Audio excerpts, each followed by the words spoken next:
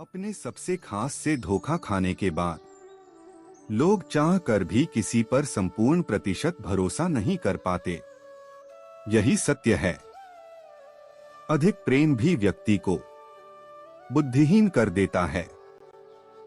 अनुमान मन की कल्पना है और अनुभव जिंदगी का सबक है।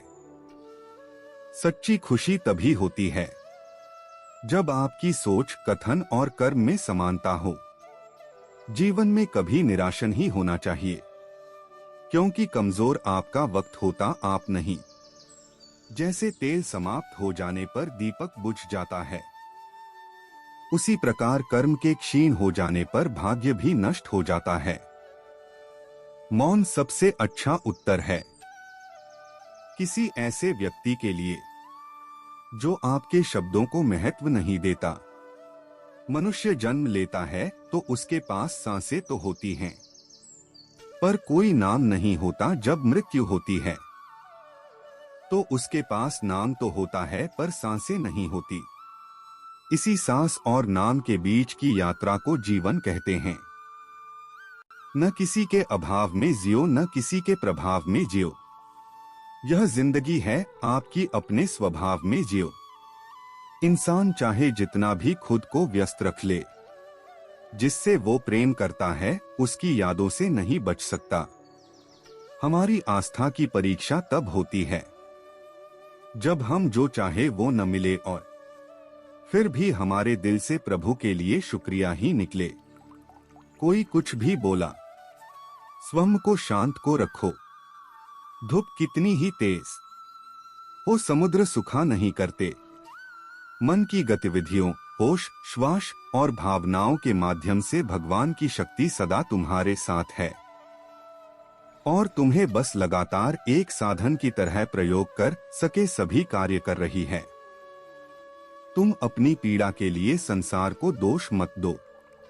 अपने मन को समझाओ, तुम्हारे मन का परिवर्तन ही तुम्हारे दुखों का अंत है। सुख दुख का आना जाना सर्दी गर्मी के आने जाने के जैसा ही है, इसलिए इन्हें सहन करना सीखना ही उचित है। धर्म चाहे जो भी हो, अच्छे इंसान बनो। हिसाब हमारे कर्म का होगा, धर्म का नहीं। तुम्हारा मोहग्रस्त होकर अपने कर्तव्य पथ से हट जाना मूर्खता है, क्योंकि इससे ना तो तुम्हें स्वर्ग की प्राप्ति होगी और ना ही तुम्हारी कीर्ति बढ़ेगी। बुरा वक्त आपको जिंदगी के उन सच से सामना करवाता है जिनका आपने अपने अच्छे वक्त में कभी ख्याल भी नहीं किया होता है। खुशियां मन की एक स्थिति है, बाहरी दुनिया से इसका कोई लेना देना नहीं है। जीवन ना कल में है ना आज में है, जीवन इस पल में है। इस पल का अनुभव ही जीवन है। हम दुनिया से कभी शांति नहीं पा सकते जब तक हम खुद अंदर से शांत ना हो। मनुष्यों को मोहमाया में पड़कर अपने कर्तव्य को नहीं भूलना चाहिए। मनुष्य की इच्छाएं अनंत है। यदि इच्छाएं पूरी नहीं होती तो क्रोध बढ़ता है और इच्छा पूरी होती है तो लोभ बढ़ता है। इसलिए जीवन की हर स्थिति में धैर्य बनाए रखे तथा इच्छाएं सीमित रखे। लोग कहते हैं अपनों के आगे झुक जाना चाहिए, किंतु सच बात तो यह है जो अपने होते हैं वह कभी झुकने नहीं देते। पूर्ण लगन के साथ अपना कार्य करो, लेकिन उसके फल की इच्छा मत करो, क्योंकि जब आप फल की इच्छा करते हैं तब कहीं न कभी आप अपने कार्य में पूर्ण रूप से समर्पित नहीं हो पाते। जिसका मन उसके वश में नहीं है, उसके लिए उसका मन शत्रु के समान है। मनुष्य अपने विश्वास से निर्मित होता है। जैसा वो विश्वास करता है वैसा वो बन जाता है।